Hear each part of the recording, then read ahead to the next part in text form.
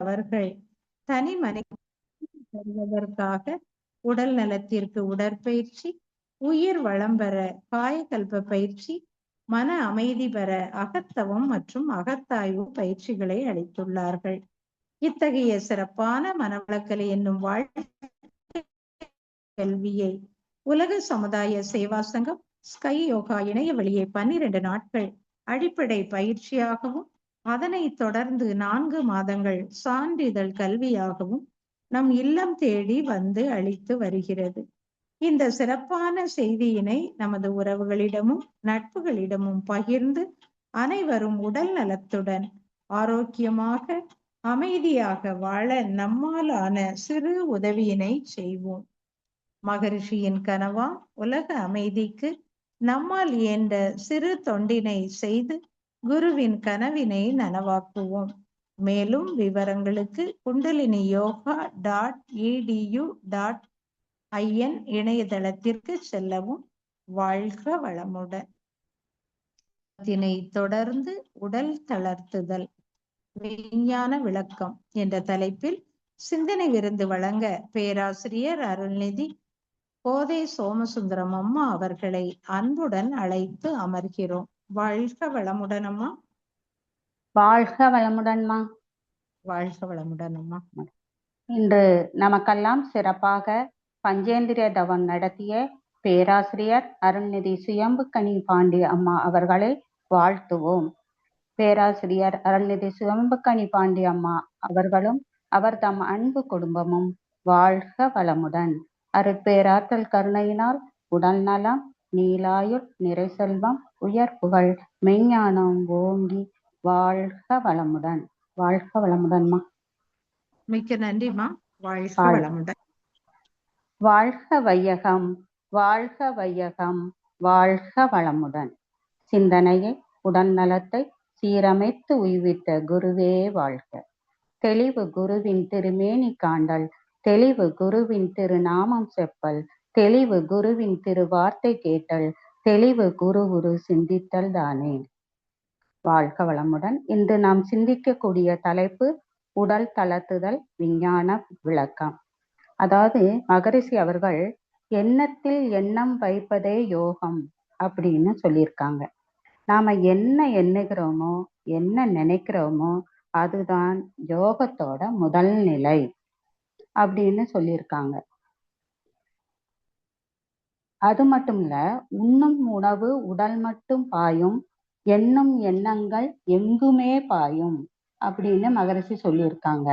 அப்படி பார்க்கும்போது நாம எண்ணுகின்ற எண்ணங்கள் அனைத்தும் நம் உடலின் அனைத்து இடங்களுக்கும் சென்று சேர்கிறது என்பதுதான் நிதர்சனமான உண்மை. இந்த ஓய்வு தரு பயிற்சி அல்லது இந்த உடல் தட்டு பயிற்சி பற்றி மகரிஷி அவர்கள் என்ன சொல்றாங்கன்னா, நமது உடம்பானது 3 உடல்களாக கொண்டுள்ளது. அதாவது பருவுடல், ஸ்தூல உடல், சூக்கும உடல் அப்படின்னு 3 உடல்களாக இயங்கி வருது. இதுல பருவுடல் உள்ள என்ன நடக்குதுன்னு பாத்தீங்கன்னா, பருவுடல்ல நுண்ணுடல் என்கிற சூக்கும உடல் உடல் முழுவதும் ஓடிக்கொண்டு இருக்கு, ஓடிக்கொண்டும் சுழன்று கொண்டு இருக்கிறது. எனவே நம் உடலில் ஒவ்வொரு அணுவும் இந்த சுழற்சி முறை சீராக நடைபெற்று கொண்டு இருக்கிறது. இந்த சுழற்சி முறையால் தான் நம் உடலில் அலை இயக்கம் நம் உடம்பில் நடைபெற்றுகிறது. இதுதான் நம் உடம்பில் காந்த ஆற்றலாகவும் பரவி அந்த சுழற்சியில கருமையத்தை அமைத்து கொண்டு உடல் முழுவதும் உடலில் இயக்கமாகவும் மனமானது மற்றொரு இயக்கமாகவும் நடைபெற்று கொண்டு வருகிறது. எந்தெந்த இடங்கள்ல ஜீவகாந்த சக்தி குறைவா இருக்கிறதோ அல்லது முரணா இயங்குகிறதோ அங்குதாங்க நோய் உருவாகும். அதனாலதான் மனம் என்ற ஜீவகாந்த அலையை கொண்டு நாம் ஒவ்வொரு இடத்திலும், அதாவது நம் உடல்ல இருக்கக்கூடிய எல்லா இடத்துலயும் அந்தந்த காந்த சக்தியை செலுத்துறோம். அப்படின்னா அங்க இருக்கக்கூடிய குறைபாடுகள் எல்லாம் நீங்கிவிடும். அப்போ அந்த குறைபாடுகள் நீங்கிடுச்சு அப்படின்னா உடலில் இருக்கக்கூடிய நோய்கள் நீங்கிடும் அப்படின்னு மகரிஷி அவர்கள் தெளிவா சொல்றாங்க. அந்த முறைதான் இந்த ஓய்வு தரு பயிற்சி அல்லது உடல் தளர்த்துதல். மனங்கிற ஜீவகாந்த அலையை நாம எங்க உடம்புல செலுத்தினாலும் அது அங்க மிகுதியாக நிலைத்து நிற்கக்கூடிய நிலையை அடையும். அது போல உடம்பு முழுவதும் இருக்கக்கூடிய ஜீவகாந்த சக்தியை நம்ம உடலில் இருக்கக்கூடிய எல்லா மூலக்கூறுகளுக்கும், அதாவது செல்களுக்கும் எடுத்து செல்லக்கூடிய மூலக்கூறுகளுக்கும் மற்றும் தசைகள் மற்றும் அனைத்து விதமான உறுப்புகள் இவை எல்லாவற்றிற்கும் செலுத்தி நாம் நிறைவு செய்யக்கூடிய அருமையான முறையான, அதாவது உடல் தளர்த்துதல் அல்லது இந்த உயர்தரு பயிற்சி ஆகும். அதற்குதான் நாம் முதல்ல உடலை எப்படி வைத்துக் கொள்ள வேண்டும் என்றால் தளர்ச்சியாக வைத்துக் கொள்ள வேண்டும். முதல்ல சொல்லுவாங்க இல்லையா, மகரை சொல்லுவாங்களா, உடம்பையும் மனதையும் என்ன பண்ணும், தளர்ச்சியா வச்சுக்கோங்க அப்படிம்பாங்க. Relax your hand, relax your mind, relax your body, relax your leg. அனைத்து விதமான உடல் உறுப்புகளையும் நாம் தளர்வாக வைத்துக் கொள்ள வேண்டும் அப்படின்னு சொல்லுவாங்க. இவ்வாறு நம் உடலையும் மனதையும் முதல்ல தளர விட வேண்டும் என்றும் உடம்பை தளர்த்துற நிலையில் சொல்லியிருக்காங்க.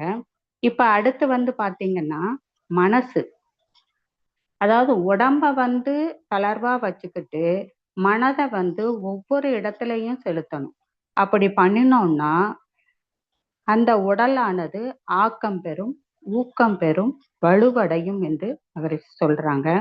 உடம்பை தளர்த்துதல் அல்லது எப்படி விஞ்ஞான முறையில் நடைபெறுகிறது அப்படின்னு பார்க்கலாம். தளர்வு அப்படின்னு சொல்லுதா இல்லையா, உடல் தளர்வு, தளர்த்திக்கோங்க, தளர்வு அப்படின்னு சொல்லுதான். அப்படின்னா என்னன்னா, தளர்வு என்பதுன்னா தசைகளில அதிகப்படியான பதற்றத்தையும் இறுக்கத்தை விடுவிக்க உதவும் ஒரு உணர்வு பூர்வமான செயல் தாங்க தளர்வு. அதேதான் விஞ்ஞானத்திலையும் சொல்றாங்க, ரிலாக்ஸேஷன் அப்படின்னு சொல்றாங்க. உடம்ப தளர்த்தும் போது நம்மளுடைய தசைகள் இருக்கு இல்லைங்களா, நம் உடம்புல எவ்வளவு தசைகள் இருக்கும் பார்த்தீங்கன்னா, கிட்டத்தட்ட மனித உடல்ல 600 தசைகள் இயங்குகின்றன. இந்த 600 தசைகளையும் அறிவியல் எப்படி பிரிக்கிறதுன்னு பார்த்தீங்கன்னா, skeletal muscles, smooth muscles, Cardia muscles என்று 3 முப்பெரும் பிரிவுகளாக பிரிக்கப்படுது. இதுல இந்த நிலை, அதாவது உடம்பை தளர்த்துற நிலையில படுத்து இருக்கிற நிலையில நம்ம செய்யறோம் இல்லைங்களா, அப்படி செய்யும் போது புவியீர்ப்பு விசை உடலில் இருக்கக்கூடிய அனைத்து தசைகளையும் வலுப்படுத்தக்கூடிய ஒரு நிலையை உருவாக்குது. இந்த தளர்வு நிலையில, அதாவது உடம்பை தளர்த்தக்கூடிய நிலையில புவியீர்ப்பு விசை நமக்கு கிடைக்குது. இப்போ உடம்புல தளர்த்தக்கூடிய இந்த உடம்பின் நிலைப்பாட்டில் பாத்தீங்கன்னா கிட்டத்தட்ட கால்களை எந்த அளவு இடைவெளி இருக்கணும் அப்படின்னா 1.5 அடி இடைவெளி வைத்திருக்க வேண்டும். இந்த இடைவெளியில் தாங்க சென்டர் ஆஃப் கிராவிட்டி என்று சொல்லக்கூடிய ஆதரவின் ஈர்ப்பு விசையானது உடலோடு உறுதியாக இணைக்கப்பட்ட ஒரு அடித்தளமாக விளங்கும்னு அவர் சொல்றாங்க. அதனாலதான் 1.5 அடி இடைவெளி வைக்கணும். இதையத்தான் விஞ்ஞானமும் சென்டர் ஆஃப் கிராவிட்டி நமக்கு ஈர்ப்பு விசை வலுவான இடத்தை கொடுப்பதற்கு இடமளிக்கிறது அப்படின்னு சொல்லுது. அடுத்து பாத்தீங்கன்னா ரிலாக்ஸேஷன் செய்யும் போது நமக்கு நம்ம உடம்புல என்ன மாதிரியான பிசியாலஜிக்கல் ஆக்ஷன் நடைபெறுகிறது அப்படின்னு பாத்தீங்கன்னா, முதல்ல ஓய்வு தரும் நிலையில சுவாச விகிதத்தில் குறைவு, நாம சுவாசிக்கிற சுவாச விகிதம் குறைவு ஏற்படுகிறது.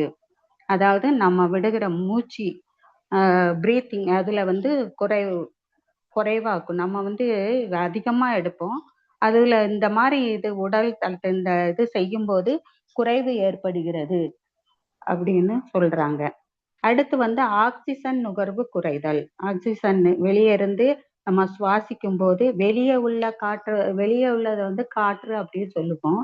இதே இது நம்ம சுவாசிக்கும் போது உள்ள மூச்சா உள்ள போகும்போது அது பிராணன் அப்படின்னு சொல்றோம் இல்லைங்களா, அந்த ஆக்சிஜன் அதோட அளவும் குறைவதற்கு. இரத்த அழுத்தம் குறைகிறது.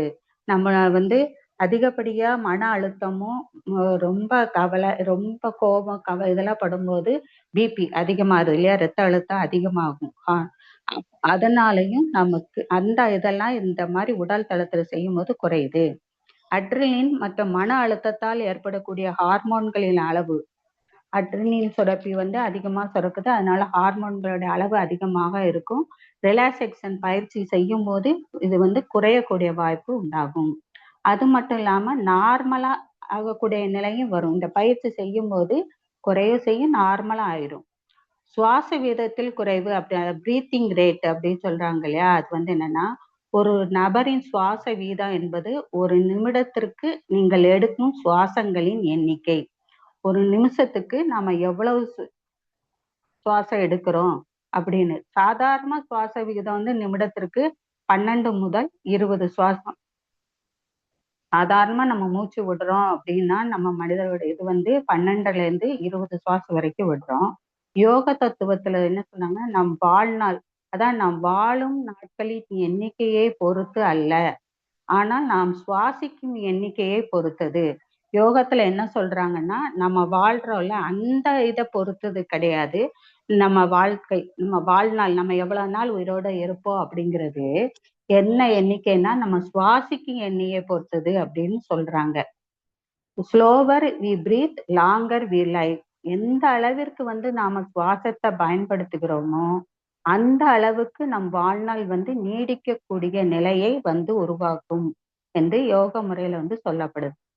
இதற்கு வந்து அருமையான உதாரணம் சொல்லலாம். மகரிஷி வந்து மகராசனத்துல வந்து சொல்லியிருப்பாங்க இல்லையா, அந்த கடைசியை நம்ம செய்யற அந்த முதலை மாதிரி இருந்து செய்யற அந்த பயிற்சி. அதுல வந்து முதல்ல வந்து மூச்சு வந்து நிமிடத்திற்கு 1 முதல் 2 சுவாசம் தான். முதலை ஆமை கூட சொல்லுவாங்க, அதோட சுவாசமும் குறைவாக தான் இருக்கு அப்படின்னு. அதனாலதான் அது நீண்ட நாட்கள் உயிரோட வாழக்கூடியது அப்படின்னு சொல்லுவாங்க.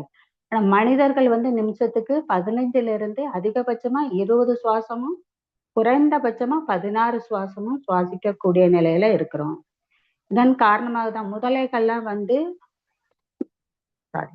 1ல இருந்து 2 சுவாசம் இருக்கிறதுனால நீண்ட ஆயுளோட 80 முதல் 200 ஆண்டுகள் வரை வாழக்கூடிய உயிரினமா உள்ளது. இதுல இருந்து என்ன தெரியுது, நாம் எந்த அளவுக்கு குறைவாக சுவாசிக்கின்றோமோ அந்த அளவுக்கு மனிதனுடைய ஆயுட்காலம் நீட்டிக்கப்படுகிறது. எப்படி சுவாச பிரீத்திங் ரேட் இருக்குதோ அதே மாதிரி ஹார்ட் ரேட்டுன்னு இருக்கு. இதய துடிப்பும் குறைவா இருக்கும். அதாவது நம்மளுடைய மன அழுத்தம் அதிகமாக, இல்லைன்னா மன அழுத்தம் அதிகமாக என்ன ஆகும், ஹார்மோன்கள் சுரக்கிறோட அளவும் அதிகரித்து ரத்தத்துல அதிகரிக்கும் போது இதய துடிப்பு அதிகரிக்குது. இந்த மாதிரி உடல் தடத்துல பயிற்சி நம்ம செய்யும் போது மன அழுத்தத்தை குறைத்து நீண்ட காலத்திற்கு இதய துடிப்பையும் குறைக்கும், நீண்ட காலம் நல்லா செயல்படவும் செய்யும், இதயம் நல்ல ஸ்ட்ராங்கா இருக்கும். அதே மாதிரி அப்புறம் தசை செயல்பாட்டில் குறைவு, அதாவது நரம்பு தூண்டுதல் நிறுத்தப்படும் போது தளர்வு ஏற்படுகிறது. நம்ம இந்த உடல் தளத்தில் பயிற்சி செய்யும் போது எல்லாத்தையும் தளர்ச்சி அப்படி செய்யும் போது நரம்பு தூண்டுதல்னால வரக்கூடிய பிரச்சனைகள்லாம் அங்க சரி செய்யப்படுகிறது. நரம்புகள் தூண்டப்படுவது தளர்வு குறைவு ஏற்படும். அதனாலதான் தசை செயல்பாட்டில குறைவு வருது. சர்கோபிளாஸ்மிக் ரெட்டிகுலம் என்பது தசை செல்களுக்குள் காணப்படும் ஒரு சவ்வு பிணைப்பு அமைப்பு ஆகும். கால்சியம் அயன் அளவு இறுக்கமாக கட்டுப்படுத்தப்படுகிறது. இந்த தசை இதனால குறைவு ஏற்படும் போது கால்சியம் அயன் இதெல்லாம் வந்து இறுக்கமாக கட்டுப்படுத்தவும் படுகிறது. தேவைப்படும் போது செல்லில் வெளிப்படுத்தப்படுகிறது. நம்ம செல்களுக்கு தேவைப்படும் போது அது வந்து ஒவ்வொரு செல்களுக்கும் கொண்டு செல்லப்படுகிறது. ஆக்டின் என்பது தசை செல்களுக்குள் சிறிய சுருங்கும் இழைகளை உருவாக்கும் ஒரு புரதம் ஆகும். தசை செல்களுக்குள் தடிமனான சுருங்கும் இழைகளை உருவாக்கும் புரதம் வந்து மயோசின். ஆக்டின் வந்து சிறிய சுருங்கும் இழைகளை உருவாக்கும் ஒரு புரதம், அது ஒரு புரோட்டீன். அதே தடிமனா இருக்கிறது வந்து மயோசின். பல வகையான செல்களின் செயல்பாடுகளுக்கும் அசைவுகளுக்கும் இந்த ரெண்டும் உதவுது. ஆக்டின் வந்து உயிரணு இயக்கம் மற்றும் செல் வடிவம் மற்றும் துருவ முனைப்பு பராமரிப்பு உள்ளிட்ட பல செல்லுலார் செயல்பாடுகளில் உதவுது. இதுல வந்து 2 இருக்கு ஆக்டின்ல, ஜி ஆக்டின், எஃப் ஆக்டின்னு 2 இருக்குது. மயோசின் வந்து ஏடிபி வடிவில் ரசாயன ஆற்றலை இயந்திர ஆற்றலாக மாற்றும் ஒரு புரதம். இதனால் சக்தியையும் இயக்கத்தையும் உருவாக்குறது. மயோசின் வந்து ஏடிபிங்கிற வகையில ரசாயன ஆற்றலை வந்து என்னதான் ஆற்றுது, இயந்திர ஆற்றலாக மாற்றும். இதனால நமக்கு என்ன கிடைக்கிறது, சக்தியும் இயக்கத்தையும் உருவாக்குறது. அப்புறம் இரத்த அழுத்தம் குறைவு. நம்மளுக்கு உடம்புல இந்த மாதிரி மன அழுத்தத்தினால வர்றதுனால இரத்த அழுத்தம் அதிகரிக்கு. இரத்த அழுத்தம் அதிகரிக்க இரத்த ஓட்டம் அதிகமா இருக்கும்போது நமக்கு நிறைய நோய்கள் பிபி, சுகர், அப்புறம் கொலஸ்ட்ரால் அப்படின்னு எல்லா இதுகளும் பிரச்சனைகளும் உருவாகுது. இதையெல்லாம் நம்ம தீர்க்கணும் அப்படின்னா இது எல்லாத நம்ம இந்த பயிற்சி செய்ய செய்ய இதோட இது அளவு குறைகிறது, நார்மலா ஆகுறது. சுகர், கொலஸ்ட்ரால் எல்லாம் நார்மலா ஆகுது. இப்ப நம்ம ஒவ்வொரு உடல் தளர்த்தல் பயிற்சியில ஒவ்வொரு ஃபர்ஸ்ட் என்ன பண்ணுவோம், உச்சந்தலையிலிருந்து உள்ளங்கால் வரைக்கும் ஒரு மூச்சு இழுத்து விடுவோம்ல. ஆழ்ந்த மூச்சா இருக்கு இல்ல இயல்பான மூச்சை இழுத்து அப்படி விடும்போது இடகலை, பின்கலை, சுழுமுனை நாடிகள் நல்லா வேலை செய்யும். புற உலகோடு உள்ள தொடர்பு துண்டிக்கப்பட்டு நம்ம மனம் அங்கேயே நிலைக்கும். நம்ம எங்க நினைக்கிறோமோ அந்த இடத்துல இருக்கும். இப்போ ஃபர்ஸ்ட் என்ன பண்ணுவோம், நம்ம அப்படி மூச்சை விட்டு கால் பாதத்துலதான் நம்ம தளர்வு ஃபர்ஸ்ட் சொல்வோம் இல்லையா. கால் பாதங்கள் தளர்வு. 2 உச்சி முதல் உள்ள பாதங்களை சொன்னதுக்கு அப்புறம் உடம்பையும் மனதையும் தளர்வாக வைத்துக் கொள்கிறோம். ஆழ்ந்த மூச்சு விட்டதுக்கு அப்புறம் பாதங்களை தளர்வாக வைத்துக் கொள்கிறோம். 2 பாதங்களிலும் இரத்த ஓட்டம், வெப்ப ஓட்டம், காற்றோட்டம், உயிரோட்டம், காந்த ஓட்டம் சீராக இயங்குகிறது. பாதங்கள் இரண்டும் பலமும் வலுவும் பெறுகிறது.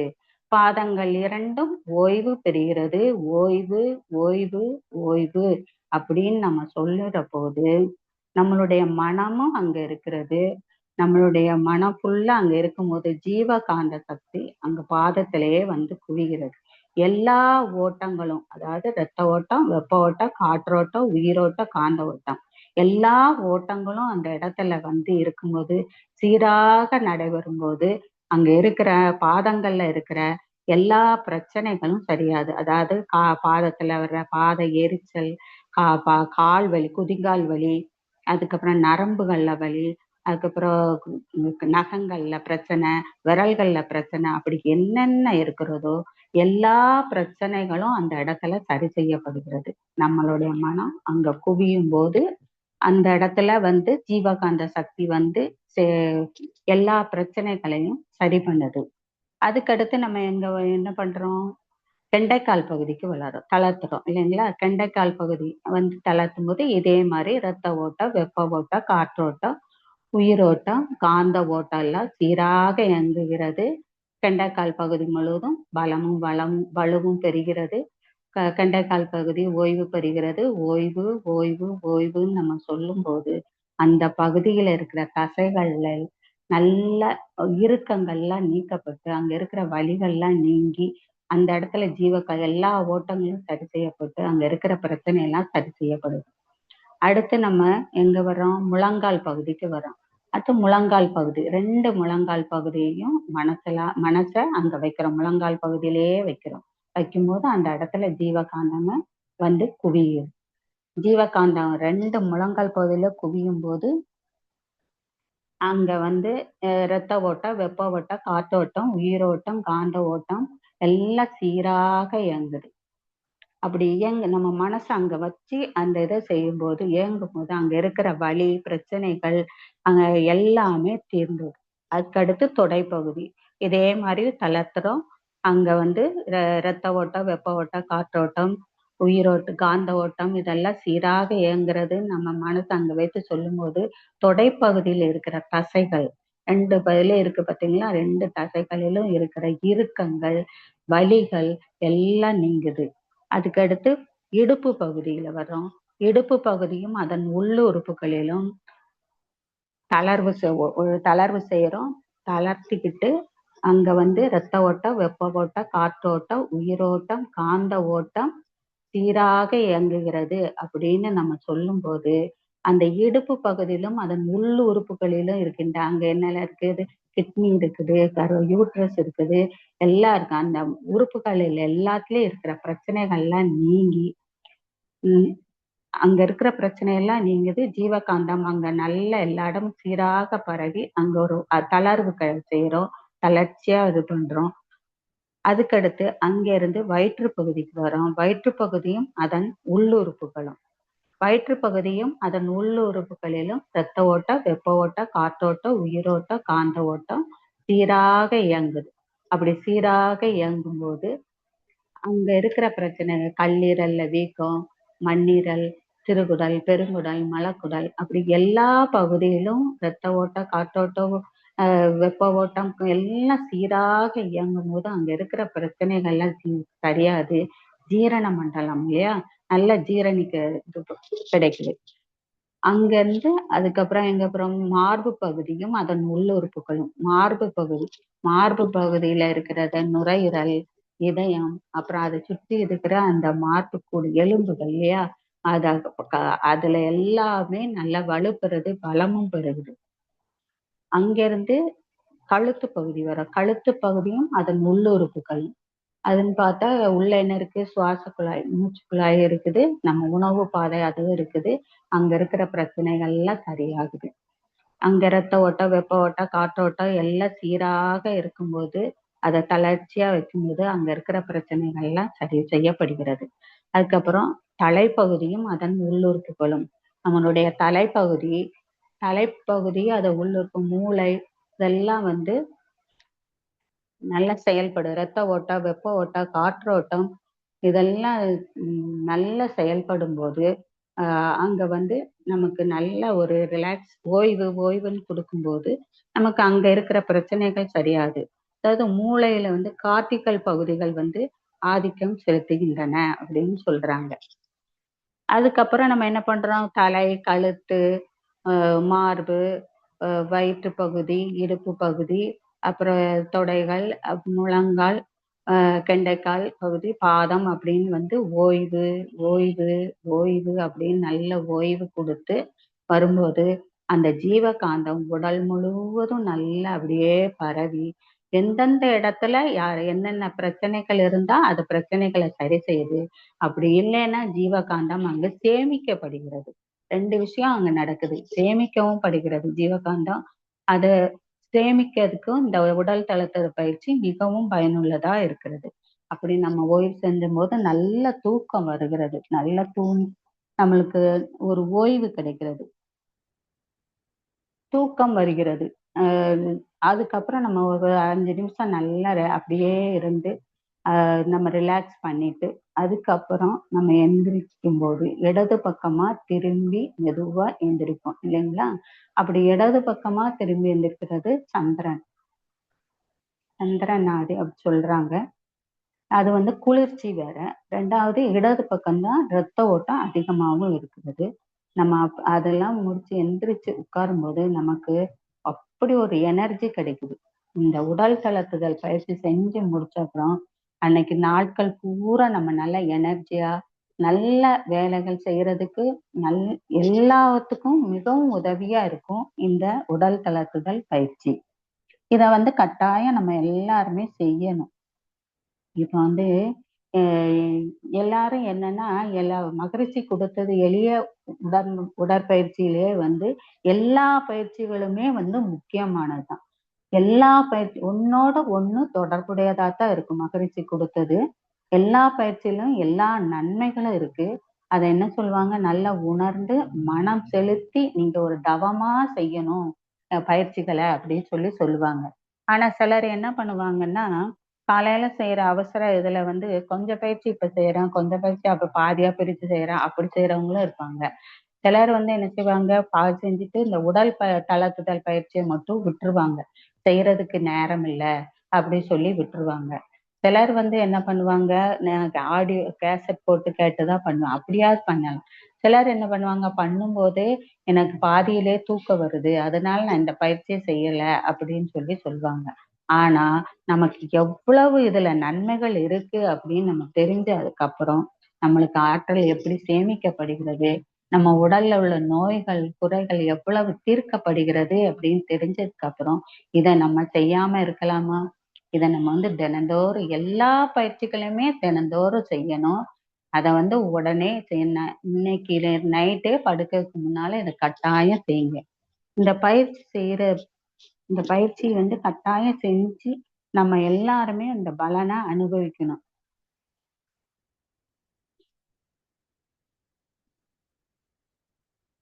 இனிமே இத பயன் தெரிஞ்சு எல்லாரும் செய்யணும். நாள்தோறும் தவறாம மகிழ்ச்சியோட இந்த எளிய முறை உடற்பயிற்சியை எல்லாருமே செஞ்சு பயன்பெறணும். அனைவருக்கும் நன்றி. வாய்ப்பு கொடுத்த நல்ல உள்ளங்களுக்கு நன்றிகள். வாழ்க வளமுடன். வாழ்க வளமுடன்.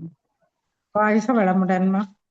அருமையான விளக்கம்மா. உடல் தளர்த்தல் பயிற்சி பற்றி அருமையா சொன்னீங்க. உடலையும் மனதையும் தளர்வாக வைத்துக் கொண்டு நம்ம மனதால் ஜீவகாந்தத்தை ஒவ்வொரு உறுப்புகள்லையும் செலுத்தும் போது அங்குள்ள குறைபாடு நீங்குது.